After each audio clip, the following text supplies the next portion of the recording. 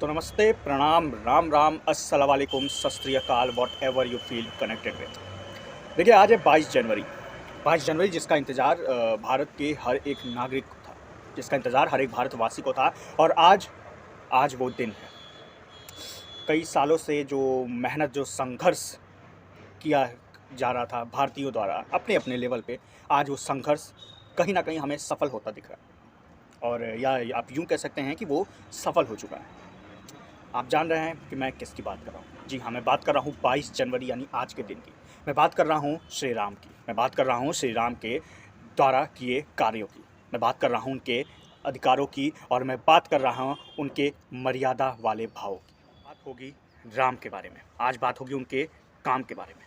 तो जिन लोगों को भी इस शब्द से या इन चीज़ों से थोड़ा परहेज है, मैं कहूँगा कि आप वीडियो से कोसों दूर रहें। तो बहुत बहुत स्वागत है आपका हमारे इस वीडियो में, और आप सुनना शुरू कर चुके हो मनुइज़्म। आज बहुत बड़ा दिन है, बहुत शुभ दिन है हम सभी भारतीयों के लिए, क्योंकि आज 22 जनवरी है।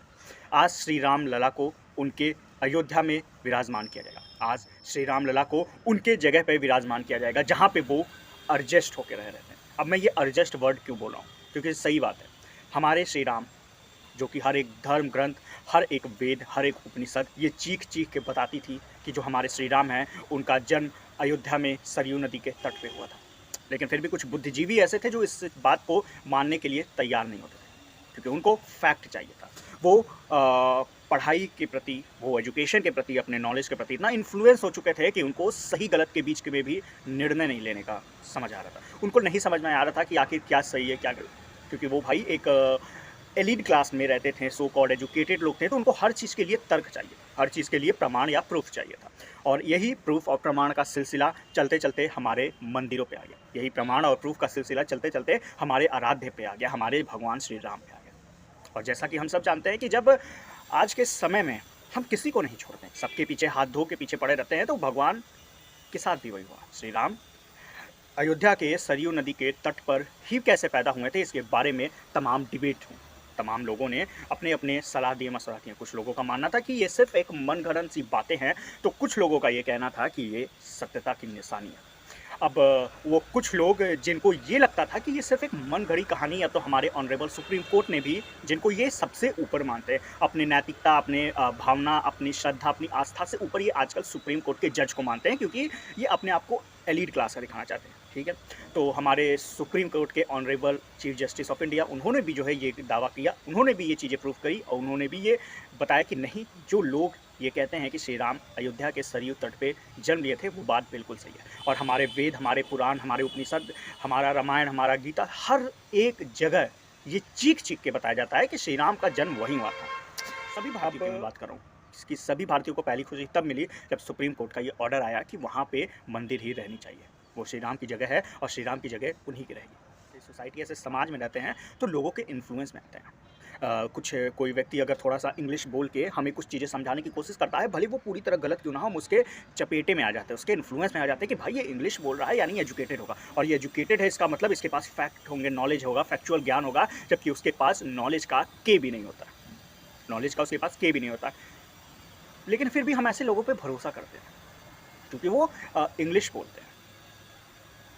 हम ऐसे लोगों पे भरोसा करते हैं क्योंकि वो हमें ईजिली मैनिपुलेट करते हैं, हमें ईजिली मैनिपुलेट होना पसंद है, क्योंकि जो हमें ईजिली मैनिपुलेट करता है हम खुश हो जाते हैं यार कि ये मेरे लाइफ को बदल दिया, ये मेरे जो थॉट हैं उनको बदल दिया, मेरे सोच को बदल दिया, ये जो मेरे सांस्कृतिक और नैतिक मूल्य हैं उनको बदल दिया। हम गर्व करते हैं, खुश होते हैं। हम इतने बड़े मूर्ख हो रहे हैं, इतने बड़े बेवकूफ़ हो रहे हैं कि हम दूसरों के इन्फ्लुएंस में आके अपने संस्कृति, अपनी सभ्यता को छोड़ देते हैं, और बड़े गर्व के साथ छोड़ते हैं कि यार हम नया कुछ सीखे हैं। नया क्या सीखो? नया ये सीखा है कि जब कोई तुम्हारे सामने तुम्हारे धर्म संस्कृति की बात करे तो तुम उससे प्रूफ मांगो। अब कोई तुमसे कहे कि जो है जो सोलर सिस्टम है, 9 ग्रह है, इसकी खोज तो हमारी त्रेता युग में ही कर दी गई थी, तो उस पर तुम सवाल उठाओ। तुम मुझसे कहो लेकिन हम तो गूगल में पढ़ते हैं कि फादर ऑफ सोलर सिस्टम तो कॉपरनिकस है। अगर father of solar system Copernicus है जिसने 1698 में सोलर सिस्टम की खोज की, तो आप बताइए त्रेता युग में लिखी किताब, जो वेद ग्रंथ कितने सालों पहले लिखे गए थे, 1525,000 साल पहले जो चीज़ें लिखी गई थी, उस वेद में ग्रहों की संख्या 9 कैसे बताई गई? जो आज हम ग्रह के नाम पढ़ते हैं वो नाम भी हमारे वेदों से निकाले गए हैं, लेकिन हमें हमें तो इन्फ्लुएंस किया जा रहा है, हमें बहकावे में लाया जा रहा है, और हम इतने पढ़े लिखे लोग हैं कि कितना चुटकी में बहकावे में आते हैं। हमें कोई को समझाएगा, हम तुरंत बहक जाएंगे, अरे यार तुम सही बोल रहे हो, अपना ये नहीं लगाते। ये कोई शो पीस नहीं है जिसको हम अपने सर के ऊपर ताज की तरह पहनते हैं। इसका यूज़ किया जाता है, और जो सही समय पे सही वक्त पे इसका सही यूज़ कर लेता है तो फिर वो साकार हो जाता है, और जो इसका यूज़ नहीं कर पाता वो फिर बेकार हो जाता है। फिर वो सिर्फ अपने आप को मैं एजुकेटेड हूँ करके घूमता है, लेकिन उसका एजुकेशन का मतलब नहीं पता चलता, उसको नॉलेज का मतलब नहीं पता चलता, उसको पढ़ाई लिखाई का असली मकसद क्या होता है उसको नहीं पता चलता, उसको तो सिर्फ उंगलियाँ दिखाई जाती हैं। आपको पता है महाभारत में एक लाइन है, उस लाइन में लिखा है, नखत वेद ग्रही जोड़ कर अधिकर अपसो बनत उसे खाए। जब श्री कृष्ण भगवान द्वारका छोड़ के मथुरा जा रहे थे तो गोपियाँ उनको लिखी थी कि अगर आप वापस नहीं आए तो हम जहर खा के विष पी के मर जाएंगे, अपनी मृत्यु मतलब मृत्यु जो है हो जाएगी हमारी, हम अपने जीवन को त्याग देंगे। उसमें भी नखद वेद ग्रही जोड़ कर, उसमें भी जो ग्रही यानी ग्रह है, उस ग्रह का जो मानना है ना, उस ग्रह की संख्या उस श्लोक में भी 9 बताई गई है।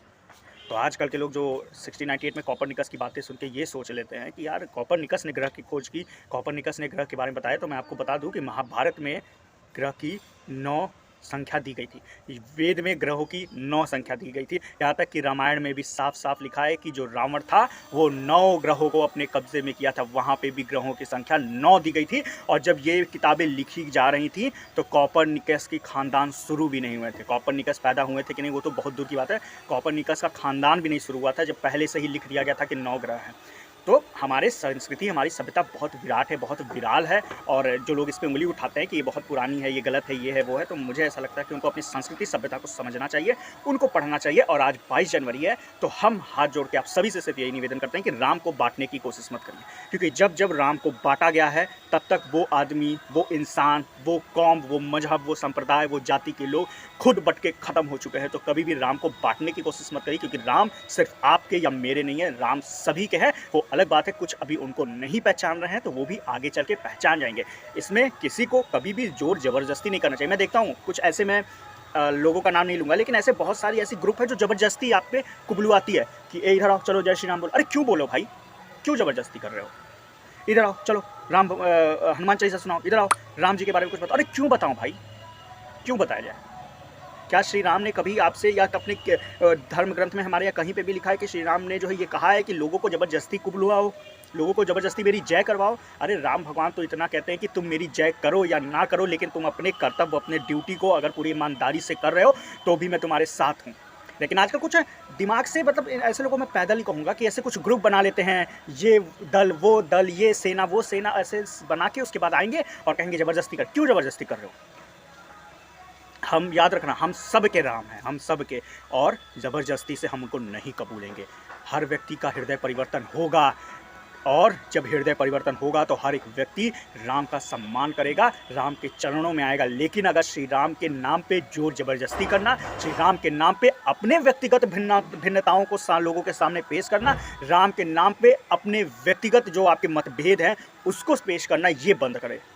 राम के नाम पे राजनीति करना गलत है, राम के नाम पे अपने व्यक्तित्व की बात करना गलत है, राम के नाम पे अपनी पर्सनल रंजिश निकालना, व्यक्तिगत रंजिश निकालना गलत है। क्योंकि राम सिर्फ आपके नहीं हैं, राम हम सब के पिता हैं, हम सब के पिता हैं राम। तो आपका ये कोई हक नहीं बनता है कि आप सिर्फ उनको खुद का पिता माने और अपने हिसाब से राम की तुलना या अपने हिसाब से राम को चलाने की कोशिश करें। श्री राम जितने आपके हैं उतने ही मेरे हैं, उतने ही उस व्यक्ति के भी हैं जो उनको नहीं मानता।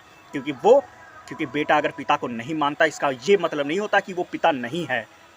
तो इसलिए आप सभी से हाथ जोड़ के निवेदन है कि 22 जनवरी हमारे लिए, हमारे जीवन के लिए सबसे महत्वपूर्ण दिन है।